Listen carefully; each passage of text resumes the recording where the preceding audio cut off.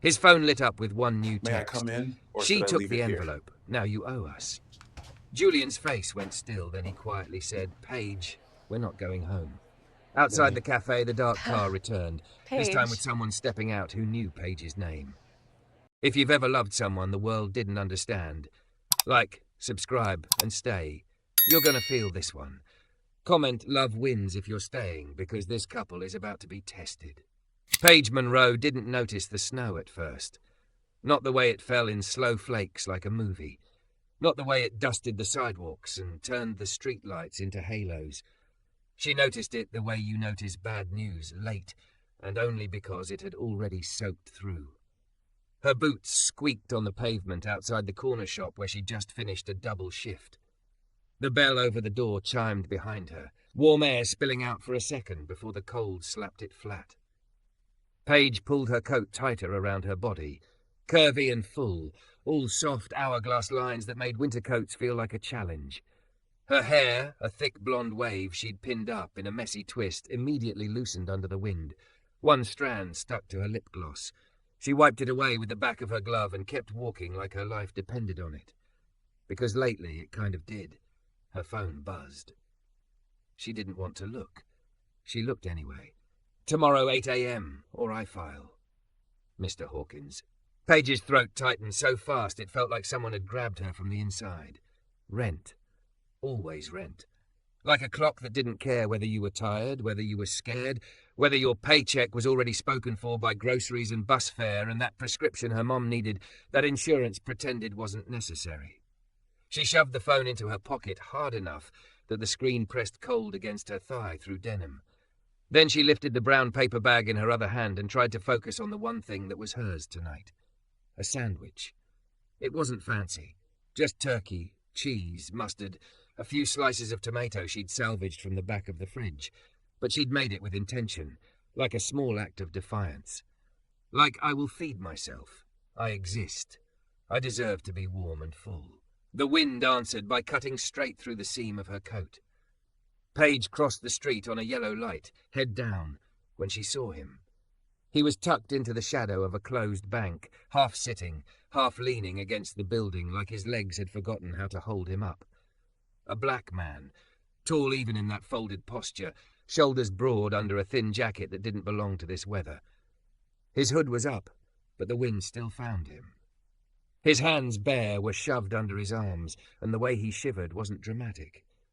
It was controlled, like he was trying not to let the cold humiliate him. Paige's first instinct was the one she hated admitting. Keep moving. The city taught women to keep moving. The city taught women like Paige, white, noticeable, curvy, alone at night, to keep their eyes forward and their keys between their fingers. It taught her to hear footsteps as a threat, to read shadows like warnings. But then the man coughed. Not a polite cough, not a clearing throat cough, a deep, cracking cough that sounded like it scraped the inside of his chest raw. He turned his face away from the street as if he didn't want anyone to see it. Paige stopped so abruptly her boots slid on a patch of ice. She told herself she was only pausing, only checking, only making sure he wasn't dead. She took one step closer, then another. Her heartbeat started doing that stupid, frantic thing it did when fear and compassion got tangled together. "Hey," she called, voice smaller than she meant. "Are you okay?" He didn't answer right away. His head lifted slowly, and when he looked at her, she saw eyes that were tired in a way she recognized, like sleep wasn't rest anymore, just a place your mind went to replay everything that hurt. "I'm fine," he said, but his teeth chattered on the word. Paige glanced around. The sidewalk was mostly empty. A couple across the street hurried into a rideshare. A bus hissed past without stopping. Nobody looked this way. She hated that part most. How easy it was for the world to keep moving. "Your hands," she blurted. "There, you're freezing." He looked down at his hands like he'd forgotten they existed. A muscle flexed in his jaw. Pride, or shame, or both. "I'll be all right," he repeated softer, like he wasn't trying to convince her anymore, just himself. Paige's fingers tightened around the paper bag. Her stomach growled, a sharp reminder that she hadn't eaten since breakfast. Her mom's voice floated into her head from some old memory. "If you see someone hungry, feed them. If you see someone cold, cover them. Don't ask the world to be kind first." Paige exhaled and stepped forward, stopping a careful distance away. "I have a sandwich," she said. It's not much, but it's something." The man's gaze flicked to the bag, then back to her face. His shoulders stiffened. He didn't reach. He didn't even lean toward it. He just watched her like he was trying to understand what the catch was. "There's no catch," Paige added quickly, hearing the defensiveness in her own tone. I'm just a person. And you're..." She swallowed. "You're shivering." A silence stretched between them, thick as the snow collecting on the edges of the sidewalk. Finally, he spoke. "You shouldn't stop for strangers at night." Paige gave a humorless laugh that came out like a breath of fog. "Trust me, I know." His eyes softened a fraction, like he'd heard that kind of tired before. Paige held the bag out, arms straight, giving him space. "Take it, please." He hesitated, then slowly brought his hands out from under his arms. They were red from cold, knuckles stiff. He didn't snatch. He didn't grab. He took the bag gently, like the smallest wrong move might break something. "Thank you," he said, and this time the words landed heavy, like they cost him. Paige nodded once, pretending it didn't hit her in the chest. "Yeah!" He opened the bag just enough to look inside. "You made this." "It's from home," she admitted. "I was going to eat it." He looked up sharply. "Then why?" "Because I know what it feels like to be one bill away from disappearing," Paige thought. "Because my landlord talks to me like I'm a problem. Because my mom keeps saying she's fine, and I keep pretending I believe her. Because if I go home and eat while you sit here coughing into your hands, the sandwich will taste like guilt." Instead, she shrugged. "I'll make another." He let out a breath that might have been a laugh if it wasn't shaking. "You don't even know me." Paige glanced at his jacket again, the way it hung like it was borrowed, the way his shoulders still tried to hold themselves with dignity anyway. "You don't look like you're doing great." Something flashed across his face, pain maybe, or anger held down by sheer will. "I had a place," he said quietly, "earlier this year." Paige didn't ask what happened. The cold had sharp ears. It didn't need details to understand. She tugged her scarf loose, thick-knit, cream-coloured, the only soft thing she owned that still felt like comfort. She held it out the same way she'd held the sandwich, offering, not forcing. His eyes dropped to it, then lifted back to her. "No." "Yeah," Paige said, voice firmer now. "Put it on. I'm not negotiating." For the first time his mouth curved, small, reluctant. "You're stubborn." "So I've been told." He took the scarf, and before he wrapped it, he paused. "Can I?" Paige blinked. "Can you what?" "Can I step closer," he said, "so I can put it on right? I don't want to make you uncomfortable." The question hit Paige like warmth, not because it was romantic, because it was rare. Because men who were cold, hungry, desperate, they didn't usually ask permission like it mattered. She nodded. "You can step closer." He did, slow and careful. He didn't crowd her. He didn't touch her. He simply lifted the scarf and looped it around his own neck with hands that trembled. When he looked at her again, his eyes were glossy, not with tears, but with the kind of restraint that keeps tears from happening. "What's your name?" he asked. Paige hesitated. The city taught her not to give that away, but the city had also taught her that loneliness could kill you quietly. "Paige," she said. He held her gaze like he was storing it somewhere safe. "Paige," he repeated, testing the sound like it mattered. Snowflakes landed on his lashes and melted. "Thank you," he said again, lower. "I won't forget this." Paige's throat tightened. "You don't owe me anything." His jaw set, and for a second she saw something under the exhaustion.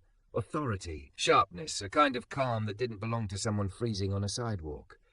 "I do," he said, "and I will." Paige opened her mouth to argue, but another cough took him, violent enough that he had to bend forward with it. She flinched on instinct, then stepped in anyway, placing her hand on her own chest like she could keep her heart from jumping out. "Hey, listen," she said. "There's a shelter 2 blocks down. St. Miriam's. He straightened slowly. "I know where it is." That answer told her everything she didn't want to know. He'd needed to know for a while. Paige's eyes burned. She hated it. She hated that she couldn't fix this with one sandwich and a scarf. She hated that the world could swallow someone whole and still keep its storefronts lit like nothing happened. He tucked the sandwich into his jacket like it was precious, then took one step back into the shadow. "Stay warm, Paige Monroe," he said. Her stomach dropped. How do you... But he was already walking away, disappearing into the falling snow, like the city had claimed him. Paige stood there a long moment, breath turning to fog, scarfless, shivering now herself. Then she turned and walked home fast, heart pounding, checking over her shoulder twice, even though she didn't hear footsteps behind her. When she got to her apartment building, the hallway light flickered like it always did. Her breath felt trapped in her chest as she climbed the stairs. She reached her door and froze. Something was tucked under it. A plain white business card, perfectly aligned, as if someone had placed it with care. Paige's fingers shook as she picked it up. Julian Creed Capital Partners Managing Partner. On the back, in neat, deliberate handwriting, was a single sentence. Tomorrow, 6 p.m. I'll explain, and I'll keep my promise. Paige didn't sleep. She lay in the dark with one hand pressed to her stomach, listening to the radiator click. Every time she closed her eyes, she saw the man's shaking hands and the way he'd tucked her sandwich into his jacket like it was treasure. And then the business card. Julian Creed Capital Partners, Managing Partner. She read it again and again. The handwriting on the back didn't change. Tomorrow, 6 p.m. I'll explain, and I'll keep my promise. By morning, her eyes were swollen. She showered, clipped on her name tag, Paige, and went to work with dread sitting heavy in her chest. At 8:05, her phone buzzed. Master Hawkins, last warning. Pay today or pack. Paige stared until her vision blurred. $200 in her account. A mother who needed meds by Friday. No one to call who could fix it. She shoved the phone away and spent the day moving like a ghost, scanning barcodes, bagging groceries, forcing a smile that didn't reach her eyes. At 2:17 p.m., another message lit her screen. Unknown number. You try to run, you lose more. Her blood went cold. No name, just digits. Her hands shook so badly she dropped a roll of quarters. Metal clattered, heads turned. You okay? Her co-worker asked. Yeah, Paige lied. Just tired. She didn't tell anyone. She'd learned people only took fear seriously when it came with bruises. By 5:55, sleet stabbed sideways off the river. Paige stood outside the cafe address on the card, staring through fogged glass at warm lights and laughing strangers. She almost turned around. Almost. Then the door opened. Julian Creed stepped out like he belonged to the world again. No hoodie, no shivering. He wore a charcoal coat tailored to his broad frame and a dark sweater that looked soft and expensive. Close-cropped hair. Neat beard. The same eyes from last night. Tired, steady, now scanning the street like danger was a language he'd learned young. He saw her and stopped. Paige, he said, voice low. Careful, her spine tightened. Julian. He lifted both hands, palms open. Before anything, I'm sorry I scared you. Last night wasn't how I wanted to meet you. You were freezing, Paige said. That's what you were. He nodded once. I was. And you knew my name. His gaze dropped to her chest, to the name tag she still wore out of habit. Paige. Then back to her face. You didn't hide it, he said softly. You didn't hide yourself. Paige's throat tightened. So what is this? A video? Rich guy pretending to be broke? Julian flinched like she'd hit a nerve. No, he said, immediate. I hate that. There are no cameras. Then explain, Paige demanded, because you don't get to be a managing partner and also be coughing in the snow. Julian's jaw worked. I was supposed to be in a car, he said. Driver, security, but I told them to circle. I needed air. My phone died. I walked, and then someone followed me. Paige's stomach dropped. Attacked you? He hesitated, eyes flicking to passing headlights. They wanted what I had, he said carefully, and when they couldn't get it fast, they wanted to remind me I'm not untouchable. Why didn't you call the police? Paige asked, then hated how helpless she sounded. Julian's laugh was short, bitter, because sometimes the police arrive after the damage and still ask what you did to deserve it. The sentence landed like a bruise. Paige stared at him, suddenly aware of the different ways the world taught fear. Julian drew a slow breath. I ducked into alleys. I lost them. I sat under that bank awning because it was lit and I thought being seen might keep me alive. His voice roughened. But being seen doesn't always mean being helped. Paige's eyes stung, until I showed up with a sandwich. Julian's gaze softened, until you showed up like a human being. He reached into his coat. Paige tensed, reflex sharp and ugly. Julian froze, hands still. I'm not pulling anything out fast, he said gently. Is it okay if I... Paige swallowed. Yes. He pulled out a clean envelope and held it out without stepping closer. This is for your rent, he said, and whatever else is choking you. Paige stared at it like it could bite. No. It's not charity, Julian said. It's a debt. I didn't give you that sandwich for money, Paige snapped. I gave it because you looked like you might disappear. And you were right, Julian said, voice cracking. I was disappearing, not on the outside, on the inside. Something in Paige softened and scared her at the same time. Julian's eyes shone. My promise, he said, was that you wouldn't carry your fear alone today. As if the universe wanted to argue, Paige's phone buzzed again. She pulled it out. Locksmith comes at 9 a.m. Her knees went weak. The sleet stung her face, but she barely felt it. Julian saw the colour drain from her and took one step closer, slow, careful, giving her room to say no. Paige, he said, let me help. Paige opened her mouth to refuse on pride alone, but across the street a car idled with its headlights off, as if it had been waiting all day. Her phone buzzed once more in her palm. Unknown number. There you are. Paige's lungs forgot how to work. The envelope shook in Julian's hand, still offered, not pushed. He followed her stare to the dark car, and his posture changed, subtle, controlled, like a door closing quietly. Is that yours? He asked. Paige's head jerked, a frantic no. Julian nodded once, eyes narrowing. Okay, we go inside. Now. He didn't grab her, he waiting like her consent mattered even in danger. May I take your elbow? Paige managed a nod. So his fingers barely touched her sleeve, steady, warm, guiding her toward the cafe's light as the car's engine purred, patient, right behind them. Julian didn't move like someone panicking. He moved like someone who had already lived through panic and refused to let it drive. His phone lit up in his palm, the glow painting the underside of his knuckles. He read whatever was on the screen, and a stillness came over him, quiet, controlled, terrifying in its calm. Paige watched his face change and felt her stomach turn. What? She whispered. Julian's eyes lifted to hers. Paige, we're not going home. The words weren't dramatic. They were matter of fact, like a door closing gently but permanently. Paige's throat tightened until it hurt. Outside the cafe window, the sleet fell harder, streaking sideways under the streetlights. The dark sedan was back, parked at the curb in that same wrong way. Headlights off, engine idling, windows too dark to read. It looked like a thought you couldn't shake. And then the driver's door opened. A man stepped out slowly, as if he wanted to be seen. He didn't rush. He didn't hide. He adjusted his jacket like he was arriving at a place he had every right to be. Paige's lungs forgot how to work, because she knew that walk, the casual confidence, the way he owned space without asking, the way he looked around like the world owed him comfort. Her fingers curled around her mug so tight, her nails pressed into ceramic. The tea was hot, but her hands were ice. Julian's voice stayed low. Do you know him? Paige tried to swallow. It felt like swallowing glass. Yes.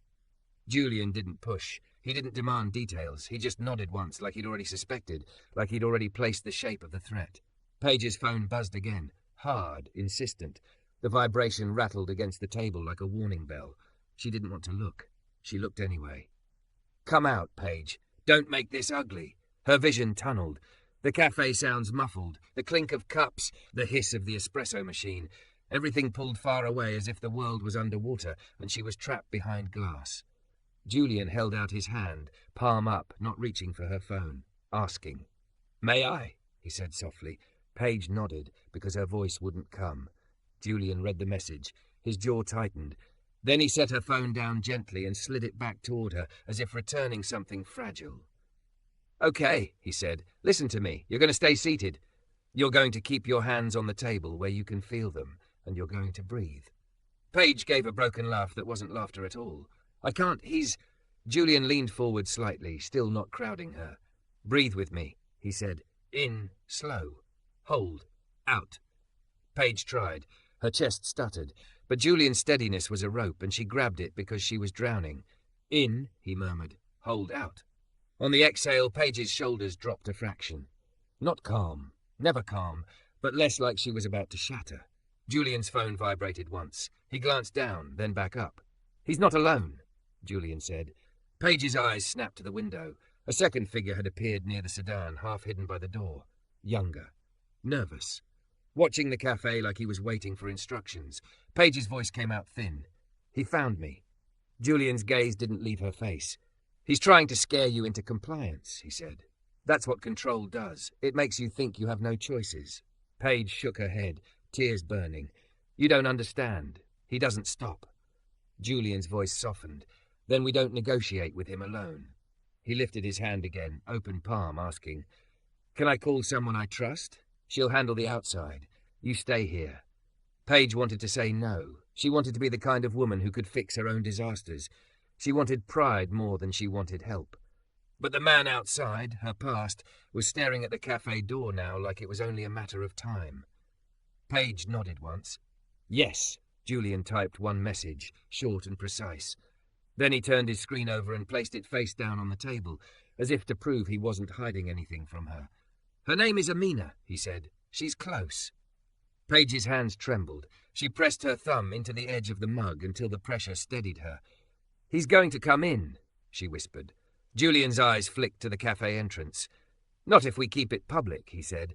Not if we make him choose between control and exposure. Paige swallowed. He doesn't care about exposure. Julian's mouth tightened. Then we document and we move. The cafe door chimed. Paige flinched so hard her chair scraped, but it wasn't him. Amina Voss walked in like the cold couldn't touch her. Black woman, athletic, hair pulled into a tight bun, dark coat that looked like it belonged to both a boardroom and a battlefield. She scanned the room in a single sweep, exits, corners, reflections in the glass. Then her eyes landed on Julian and the tiniest nod passed between them. Silent understanding. Amina crossed to their table and stopped on the outside edge, angled so she could see the window and the door at the same time. Her voice was calm, clipped. Julian. Then softer to Paige. Paige Monroe? Paige's throat tightened again. Yes. Amina didn't smile, not because she wasn't kind, but because kindness wasn't the priority right now. Safety was. Okay, Amina said. You're doing great. Here's what's happening. 2 men outside. One is the primary. He's trying to force contact. We're not giving it to him. Paige's eyes stung. He knows my name. Amina's gaze sharpened, not at Paige, at the problem. Then he's had access, she said. We can fix access. Julian's voice stayed low. He turned location sharing on. Amina nodded once. We shut it down. Next we reset. Amina stepped closer, still not touching Paige. Paige, I need your consent for 2 things, she said. 1, I'm going to walk you out through the back in 5 minutes. 2, we're going to go somewhere safe tonight that is not your apartment. Paige's heart slammed. I can't leave. My landlord. Tomorrow. Julian spoke immediately. I'll handle your landlord. Paige stared at him. Yes. Julian said, voice firm now. I can. Paige's eyes filled. I don't want you buying my life. Julian didn't flinch. I'm not buying you, he said. I'm clearing the air so you can breathe. Amina tapped the table lightly, grounding the moment. Paige, consent, she repeated gently. Do you agree? Paige's pride screamed. Her fear screamed louder. She pressed her thumb into her palm until it hurt. Yes, she whispered. Yes. Amina nodded once. Good, 5 minutes. Drink 2 more sips. Eat a bite of bread. Your body needs fuel. Paige blinked at her. Now? Especially now, Amina said, steady. Fear burns energy. We don't let it empty you. Outside, the man, Paige's ex, started walking toward the cafe entrance. Paige's breath hitched. He's coming. Julian's eyes tracked him through the window. He didn't stand. He didn't puff up. He simply placed both hands on the table again, open palms, and leaned forward like he was about to speak the truth into the world. Amina spoke into her earpiece, quick and quiet. Front door contact. Hold. The cafe door chimed again. This time it was him. He walked in like he owned the warmth, like the lights were his, like Paige's fear was a leash he could tug any time he wanted. He spotted Paige immediately, and his mouth curved into a smile that used to fool people. Paige, he said, voice smooth. There you are. Paige's body went rigid. Her skin prickled. Every old instinct screamed to apologize, to soothe, to make it end. Julian shifted, just enough to place himself slightly between Paige and the man without blocking her view, without trapping her. The man's eyes flicked to Julian, then to Amina. The smile faltered for half a second, then returned sharper. And who are your new friends? He asked. Julian spoke first, calm as steel. You're not going to address her. The man's eyebrows lifted, amused. Is that so? Amina's voice cut in, precise. Sir, you need to leave, now. He laughed under his breath. Or what? Julian didn't rise to the bait. Or you'll have to explain to a judge why you followed and threatened a woman after being told to stop, he said evenly, and why your number matches the messages on her phone. The man's smile slipped. His eyes darted to Paige, just for a heartbeat, like a warning. Paige's stomach twisted. She tasted panic. Julian turned his head slightly, not taking his eyes off the threat. Paige, he said softly, look at me. She forced herself to meet his gaze. Julian's voice dropped to something only she could hear.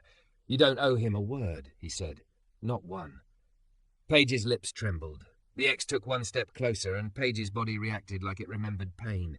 Julian's hand hovered, didn't touch, waiting for her permission. May I? He asked quietly.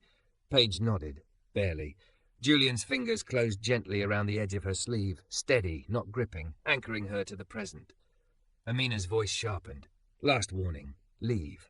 The ex's jaw tightened, his eyes went cold. You think you can hide behind money? He hissed at Paige, the smoothness gone. You think you can disappear from me? Paige's breath shook. Julian's voice didn't rise. She's not disappearing, he said.